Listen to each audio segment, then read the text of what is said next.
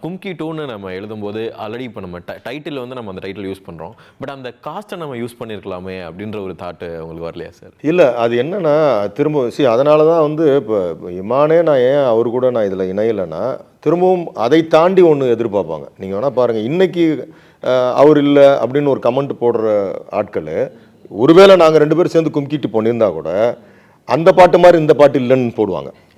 So இதெல்லாம் நம்ம பதில் சொல்லிட்டு இருக்கிற வேலை நமக்கு கிடையாது. ஸோ அதனால் நாங்கள் 2 பேரும் அடுத்த படம் எனக்கு இமான் தான் பண்ணிட்டு இருக்காப்புல. அதனால் இந்த விஆர் இன் குட்,